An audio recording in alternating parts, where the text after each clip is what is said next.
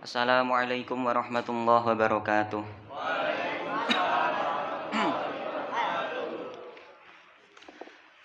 Melanjutkan minggu kemarin, sekarang adalah halaman 87.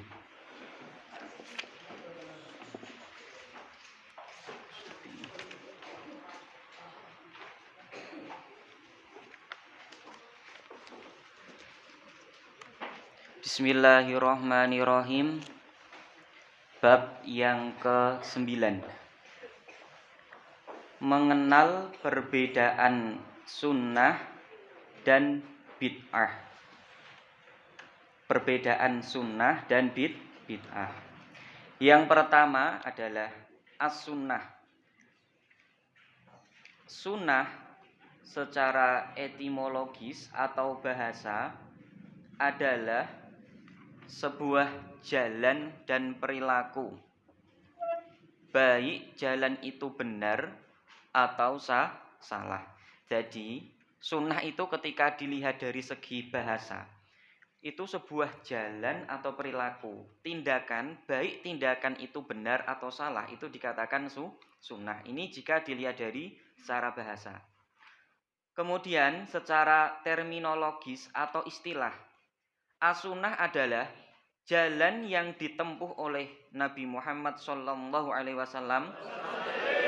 dan para sahabat-sahabat beliau. Nah, jadi sunnah itu adalah kaitannya dengan perilaku atau perbuatan yang dikerjakan oleh Nabi Muhammad dan para sahabat-sahabat beliau. Karena nanti jika dilakukan oleh tabi'in, namanya sudah bukan sunnah lagi, berbeda. Kalau sunnah berarti dilakukan oleh sang Nabi Muhammad atau para sahabat-sahabatnya. Hal itu senada dengan pernyataan Abu Al-Baqa yang dinukil oleh Hadratus Syekh Kiai Haji Muhammad Hashim Asy'ari. Sudah saya katakan kemarin bahwa Syekh Hashim Asy'ari ini mendapatkan gelar Hadratus Syekh karena apa? Sebab beliau niku saged hafal kutubus sitah. Hadis-hadis kutubus sitah, Bukhari, Muslim, At-Tirmidzi, An-Nasa'i dan sebagainya. Beliau memberikan pengertian seperti ini. As-sunnatu kama qala Abu Al-Baqa fi kulliyatihi. Lughatan secara bahasa, at-thariqatu walau ghairu mardiyatin. Jadi, sunnah secara lughah ini adalah thariqah atau jalan, meskipun itu tidak diridhoi. Dalam arti perbuatan itu entah baik, entah buruk, itu dikatakan sunnah secara bahasa. Kemudian wasyar'an ismun litoriqati al-mardiyati al-maslukati fiddin salakaha Rasulullah sallallahu alaihi wasallam al-ghairuhu mimman huwa alamun fiddin kasahabat radhiyallahu anhu. Kalau secara syariat, sunnah itu adalah suatu jalan yang diridhoi dan ditempuh dalam hal agama. Nah, jadi perbedaannya seperti ini. Kalau lughah itu perbuatan baik yang diridhoi atau tidak diridhoi. Kalau secara syar'an, sunnah itu adalah jalan atau perbuatan tapi yang al-mardiyah, yang diridhoi. Salakaha Rasulullah, yang ditempuh atau dikerjakan oleh Rasulullah, au ghairuhu atau selain Rasulullah. Maksudnya siapa? Mimman huwa alamun fiddin, yaitu orang-orang yang ahli dalam ilmu agama. Contohnya kados kasahabati, kados sahabat. Maka dari itu alaikum bisunnati wa sunnati khulafair rasyidin min ba'di. Maka dari itu Nabi nate ngendika, awakmu kabeh kuwi kudu manut sunah-sunahku lan sunah-sunahi khulafaur rasyidin. Yang mana khulafaur rasyidin niku kurune setelah kurune Kanjeng Nabi Muhammad sallallahu alaihi wasallam. Dados kesimpulanipun as-sunnah niku adalah perbuatan atau perilaku yang dikerjakan oleh Nabi atau sahabat Nabi, yang dikerjakan oleh Nabi Muhammad atau sahabat-sahabat Nabi. Kados napa to sunah niku? Kados seperti semisal Kanjeng Nabi Muhammad niku nate nglampahi napa? Semisal salat sunnah ba'diyah, salat sunnah qobliyah. Lah niku semua adalah tindak tanduke Kanjeng Nabi. Nah, niku adalah as-sunnah. Lah di sini nanti dijelaskan sunnah dengan bid'ah itu jelas berbeda. Kalau sunnah niku sesuatu yang dikerjakan oleh Kanjeng Nabi, sedangkan bid'ah ini adalah sesuatu yang tidak ada pada masa Nabi atau tidak dikerjakan oleh Nabi. Cuman nanti bid'ah itu klasifikasiannya itu banyak, ada bid'ah yang mandub, kemudian ada yang bid'ah wajib, ada yang bid'ah makruh, ada yang bid'ah haram. Nah niku. Jadi nanti ada pembagiannya masing-masing. Dados sunnah niku adalah apa-apa yang dikerjakan Kanjeng Nabi. Dados Nabi niku memberikan contoh kepada umatnya, memberikan contoh akhlakul karimah, akhlak ingkang sae, supaya napa? Supaya umat-umate niku do niru Kanjeng Nabi. Nah, suatu saat niku Kanjeng Nabi niku nate niku menyuapi maem, dulang maem orang buta. Dados teng mriku daerah Kanjeng Nabi wonten ingkang wuta. Terus Nabi kebiasaane setiap hari niku mendatangi orang buta tersebut terus memberikan suapan, sarapan sing nyuapi Kanjeng Nabi, makan siang juga Kanjeng Nabi, makan sore niku sing nyuapi Kanjeng Nabi. Lah, cuman si buta tersebut, wong sing wuta niku isih duwe rasa ora seneng karo Kanjeng Nabi. Kae sapa to Muhammad, kae Muhammad kok ngaku-ngaku Kanjeng Nabi, kae nabi tenan apa ora? Kae Muhammad kae paling wong edan, mosok ngaku-ngaku Kanjeng Nabi apa ya ana. Padahal di depane niku enten Kanjeng Nabi sing nembe dulang. Kanjeng Nabi nembe dulang wong wuta. Malah sing didulang niku ngelek-ngelek Kanjeng Nabi. Kae Muhammad ngene, Muhammad ngene. Lah, terus bagaimana tindakan Kanjeng Nabi? Nak jenengan Nabi nggih mboten terusan nesu, mboten terusan lah wis didulang ra matur suwun, segone terus disokke ning raine nggih mboten ngoten niku. Nabi tetap memberikan suapan dengan penuh kasih sayang. Hingga suatu saat ketika Nabi niku sampun sedo, sudah wafat, si buta niku sing nyuapi niku genten sahabate Kanjeng Nabi. Nah, terus si buta krasa, "Loh kok sing nyuapi kok beda dengan biasanya? Iki sapa?" Terus santai kok. "Iki kok rasane kok ora enak ngene sing dulang. Lah iki sing dulang sapa iki? Kembar karo sing wingi-wingi apa ora?" No. Kemudian sahabat jawab, "Mboten, Mbah. Sing dulang niki kula, sahabate Kanjeng Nabi." Lah wingi sapa sing dulang?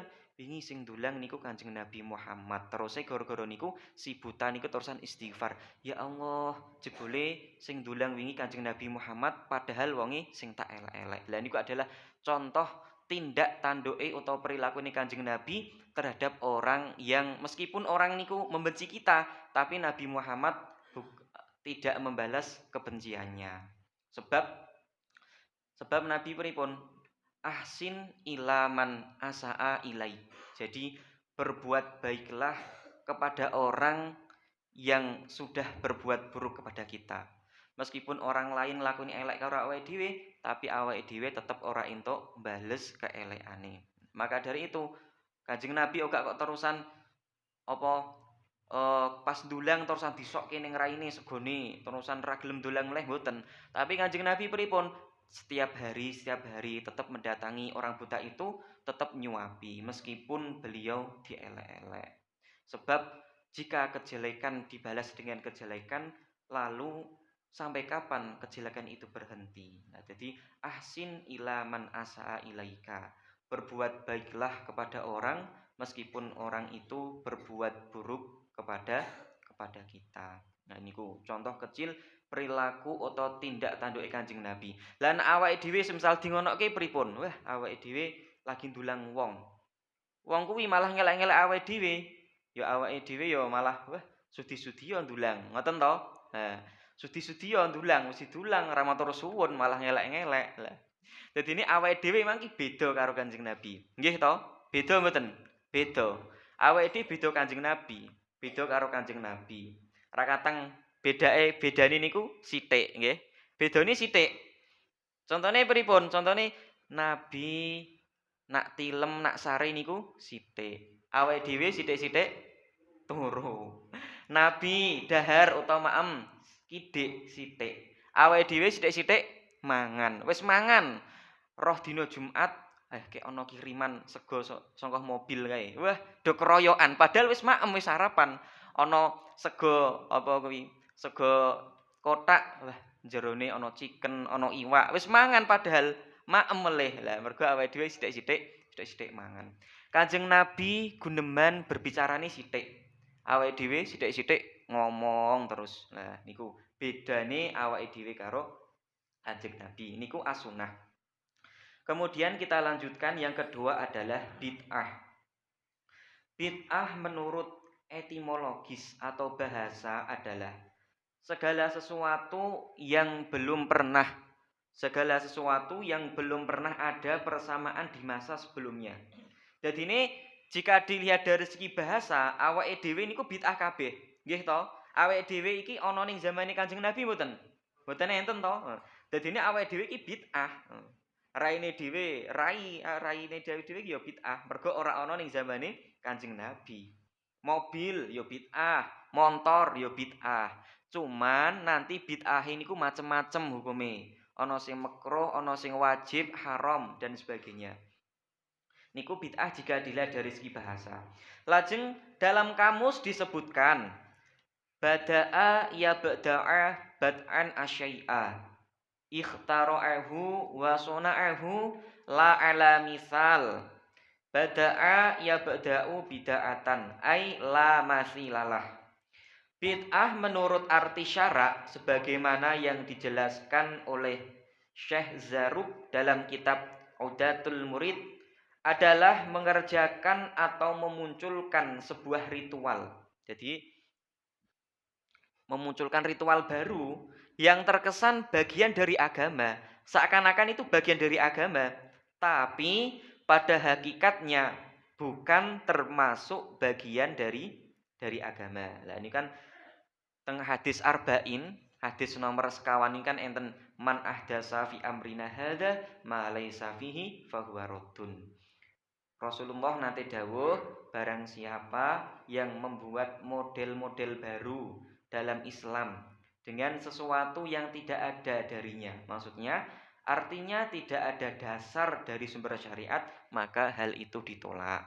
Lah, terus contoh sing ada dasare pripun? Contohnya ngeten, salat tarawih. Salat tarawih NU niku berapa rakaat?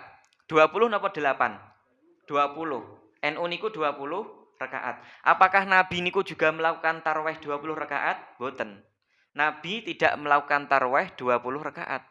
Lah, terus apakah ada dasarnya ulama NU niku melakukan sholat tarawih sebanyak 20 rakaat? Ada. Dasarnya napa? Niku zamannya adalah zamannya Khulafa'u Rasyidin. Ketika masa sahabat Khulafa'u Rasyidin. Lah, ketika ada dasarnya, maka di situ tidak dikatakan bid'ah yang sesat. Berarti napa? Bid'ah yang sunnah atau bid'ah ingkang sae. Lah niku dados tidak semua. Jadi kadang itu ada napa sekelompok agama yang mengatakan itu bid'ah, tahlilan bid'ah, terus yasinan bid'ah, ziarah kubur bid'ah. Tanpa mereka ketahui sesungguhnya bid'ah itu bukan hanya bid'ah yang haram. Ada yang namanya bid'ah sunnah, bid'ah makruh, bahkan bid'ah wajib juga ada. Bid'ah wajib contohnya napa? Contohnya niku, kodifikasi Al-Qur'an atau pengumpulan ayat-ayat Al-Qur'an. Karena dulu zaman Nabi itu ketika wahyu turun kepada Nabi Muhammad, kemudian Muhammad menyampaikan wahyu kepada sahabat-sahabatnya, itu sahabat terus menulis ayat-ayat itu, ada yang nulis di pelapah kurma, teng kayu-kayu kurma, enten sing nulis teng watu-watu. Dados keplecek, ana ning watu, ana ning kayu, ana ning dinding dan sebagainya. Maka dari itu pada masa Khulafaur Rasyidin niku diadakan kodifikasi Al-Qur'an atau napa pengumpulan ayat-ayat Al-Qur'an. Dadi ini ayat mau sing ning watu dikumpulke, sing ning kayu dikumpulke kabeh, dikumpulke terus di situ dikodifikasikan, dibukukan. Lah itu bukan napa? Bukan ada pada zaman Rasulullah. Jadi kodifikasi itu zamannya para sahabat. Lah niku juga bid'ah, cuman bid'ah ingkang sae. Lah dados ngoten niku. Tidak semua bid'ah itu terus dikatakan haram. Bid'ah itu jelek, bid'ah itu tidak baik. Nah, tergantung ritualnya, tergantung perilakunya. Ketika perilakunya sae, berarti niku juga bid'ah ingkang sae. Lah, terus awake dhewe niku memang segala sesuatu niku kedah meniru tindak lampahi Kanjeng Nabi. Kanjeng Nabi nglakoni napa mawon, awake dhewe kudu niru. Lah, nate Kanjeng Nabi niku Kanjeng Nabi niku suatu saat setiap kali Kanjeng Nabi badhe mlampah salat teng masjid niku teng tengah dalan kuwi dicegat karo kafir Quraisy. Mesti Nabi nak lewat kuwi diidoni. Nak mboten ngonten diuncali watu. Nak mboten ngonten diuncali kotoran, telek-telek. Tapi Nabi pripun napa nggih bales mboten? Nabi ora bales, wis karepe. Sing bales jatahe pangeran, ora aku. Lah, suatu saat Nabi lewat. Lho, kok ora ana sing ngidoni aku, kok ora ana sing nguncali watu aku. Iki ning ndi sing nguncali? Sing biasane nyaleh aku ning ndi kok hari ini kok ora ana. Akhire tekok karo tanggane. Nyuwun sewu, Mbah. Wong sing biasane ning kene nongkrong ning kene, sing biasane ngidoni aku teng pundi nggih? Nabi malah goleki. Lajeng tanggane jawab, "Oh, saiki si fulan nembe sakit. Si fulan lagi sakit." Akhirnya Nabi Muhammad napa? Nilii wong sing biasane nyalahi beliau. Nilii beliau membawa buah-buah, nggawa roti, nggawa sembarang kalir, nggawa sangu. Lah, ditiliki. Lah terus Abu Jahal ngertos, kayak Nabi Muhammad kok nilii wong loro ya. Nah, angger enek wong loro kok ditiliki, enek wong loro ditiliki lah. Iki aku duwe rencana iki. Akhirnya Abu Jahal punya rencana yang buruk. Pripun rencanane? Rencanane ngeten. Abu Jahal pura-pura sakit. Pura-pura sakit, kemudian Abu Jahal niku mempersiapkan lubang yang begitu dalam. Ngeduk sing juweru, ngeduk sumur sing juweru ning ngarep lawange, ning ngarep lawang omahe Abu Jahal. Terus Abu Jahal kondo karo apa? Karo koncone, "Tulung kandhake karo Kanjeng Nabi nak aku lara, ben ditiliki." Akhire tenan koncone Abu Jahal niku sanjang dhateng Kanjeng Nabi. "Ya Rasulullah, Abu Jahal nembe sakit, Abu Jahal nembe sakit." Akhire Kanjeng Nabi napa? Niliki Abu Jahal. Abu Jahal ning jero kamar karo ngetikoh kacane. Karo ngetiki ndi Muhammad kul arek teko-teko, ngeti saka kaca ndi ki arek teko-teko. Cara teko wah langsung pe mlebu omahku, langsung jegur ning nggon sumur. Wah, rasak-rasake we Muhammad ngono. Ora ya kowe langsung mati, ya cara bahasane ngoten. Akhirnya tenan Nabi Muhammad kae Nabi Muhammad wis ketok delok ngas pe mlebu omah ngono. Wis siap-siap wae we Muhammad, siap-siap engko mati ngono. Ternyata Nabi Muhammad badhe mawon ingin melangkahkan kakine, terus tiba-tiba datanglah malaikat Jibril ngandani, "Ya Muhammad, Abu Lahab ki ora lara, Abu Jahal ki ora lara. Wonge mung etok-etok tok ngono.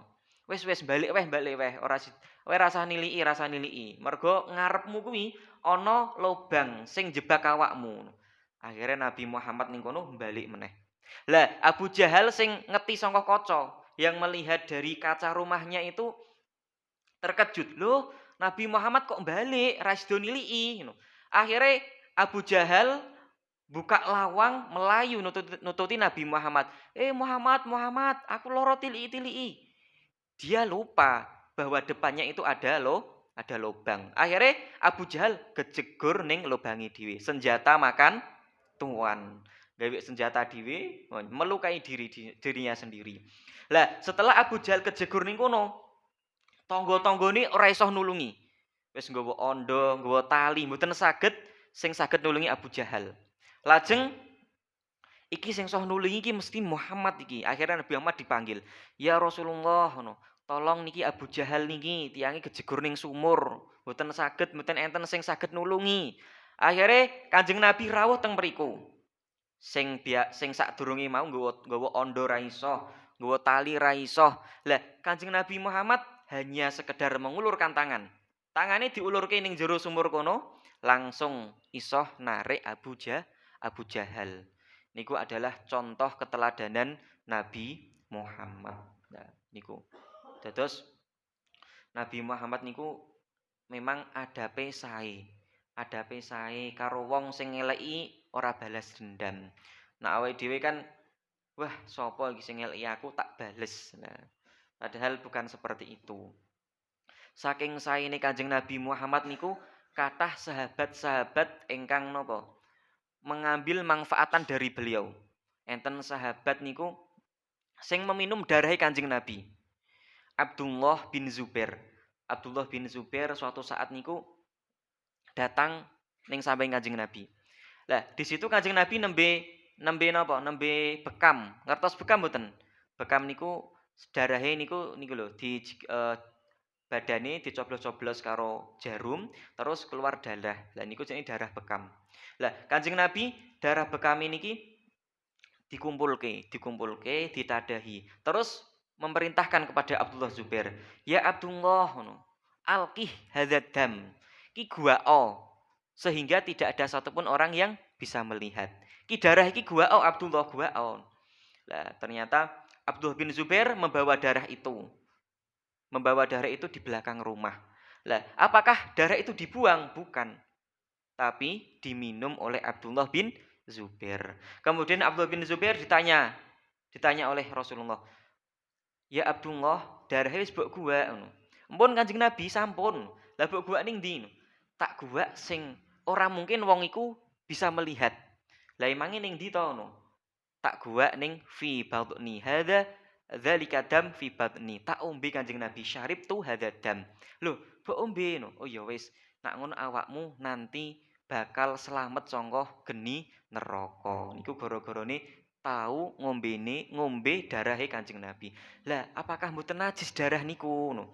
Ya beda. Niki sifat khususiyahe Kanjeng Nabi. Ora iso ditiru-tiru awake dhewe. Nak darah awake dhewe niku hukume najis, tapi karo Kanjeng Nabi sudah beda lagi. Karena niku khususiyahe Kanjeng Nabi. Wonten melih khadime Kanjeng Nabi atau pembantune Kanjeng Nabi. Niku minum kencinge Kanjeng Nabi. Dados Nabi kencing ditadahi. Terus didawokke ning ngisor kasore Kanjeng Nabi.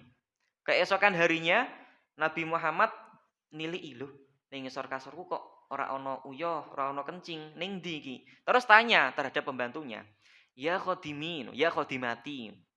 "Hei pembantuku, kowe ngerti apa ora uyahku sing ning ngisor kasur kene?"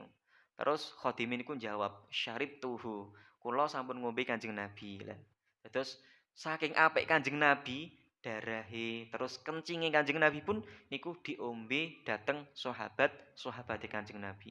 Kuwi mergo saking senenge sahabat saking senenge terhadap Kanjeng Nabi. Kados enten sahabat sing namane niku eh Sawat bin Ghazawah. Niku suatu saat ketika dalam Perang Badar Sawat bin Ghazawah niku soft-sofan utawa barisan perang niku mboten kenceng. Wonge malah bahasane mletre no, ora sesuai dengan barisan perang. Akhirnya Nabi Muhammad pripun? Nabi Muhammad ngebuk wetenge niku mau Sawat bin Ghazawah. Lah, Sawat bin Ghazawah mboten trima. "Ya Nabi Muhammad, jenengan kok ngebuk aku maksudnya pripun? Jenengan ki seorang nabi, jenengan diutus untuk melakukan kebaikan. Kok jenengan ngebuk kula mboten trima." Lah terus jalukmu piye? Tanya Kanjeng Nabi. Terus Sawat bin Ghazawah jawab, "Kula pingine ya ingin memperlakukan kepada jenengan sebagaimana jenengan memperlakukan kalih kula." Maksudnya pripun? "Aku pingin gebuk jenengan Kanjeng Nabi. Saiki wetenge jenengan buka, kelambine jenengan buka, kula pingin gebuk wetenge jenengan." Lah, ternyata Nabi tenan, Nabi kersa. Nabi bersedia. Akhirnya kelambine Nabi dibuka. "Monggo, monggo." Kanjeng Nabi ngoten. Akhirnya niki Sawat bin Ghazawah mendekat Kanjeng Nabi, wis nggawa pedang iki. Wis nggawa pedang mendekat Kanjeng Nabi dan setelah napa?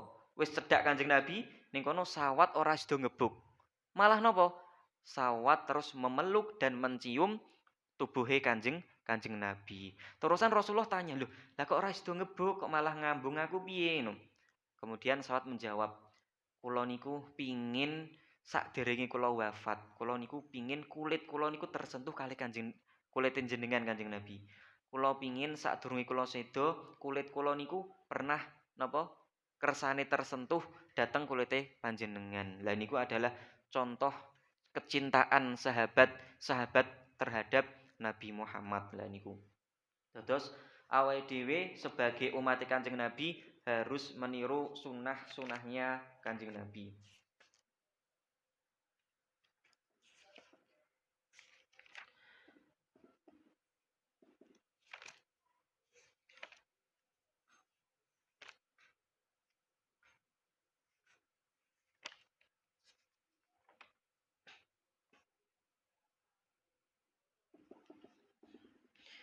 Kemudian para ulama menjelaskan bahwa maksud bid'ah dalam hadis di atas adalah upaya memunculkan sebuah ritual atau ibadah yang pada hakikatnya itu tidak mempunyai nilai ibadah.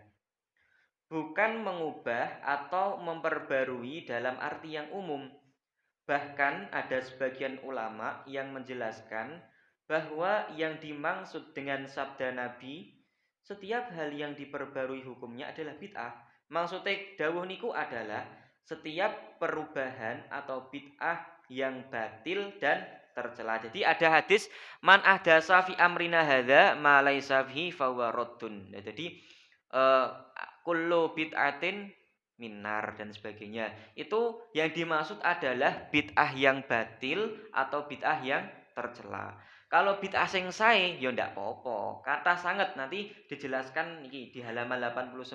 Nanti ada yang namanya bid'ah wajibah, ada yang bid'ah muharramah, ada yang bid'ah mandubah, ada juga bid'ah makruhah dan bid'ah mubahah.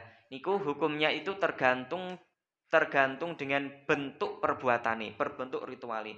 Ketika ritual itu memberikan kesan ingkang sae sesuai dengan syariat, ada dalilnya, maka niku dikatakan bid'ah ingkang sae. Ketika tidak ada dalil syariat, maka tidak dikatakan bid'ah yang sae, melainkan bid'ah yang buruk atau bid'ah yang batil dan tercela. Nah, kados ngoten niku. Demikianlah pembelajaran pada pagi hari ini. Semoga apa yang kita pelajari, yang kita baca, yang kita dengarkan mengenai tentang sunnah dan bid'ah, kemudian kisah-kisah para nabi dapat memberikan kemanfaatan dan keberkahan kepada kita semua. Mari kita akhiri dengan doa khitatul majelis bersama. Bismillahirrahmanirrahim. Allahumma inni ista'autuka ma qara'tuhu wa ma sami'tuhu wa la tunsinihi ya rabbal alamin. Subhanakallahumma wa bihamdika asyhadu an la ilaha illa anta astaghfiruka wa atubu ilaik. Akhirul kalam, wassalamualaikum warahmatullahi wabarakatuh.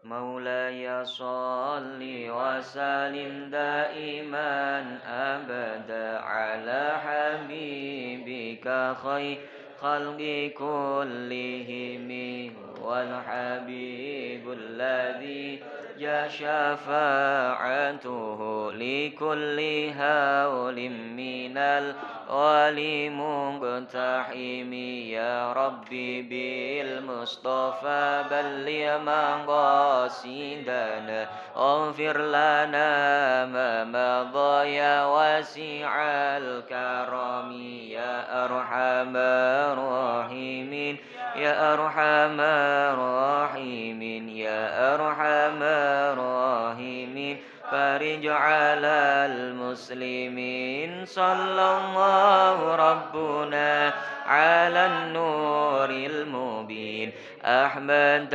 المصطفى سيد المرسلين وعلى آله وصحبه أجمعين.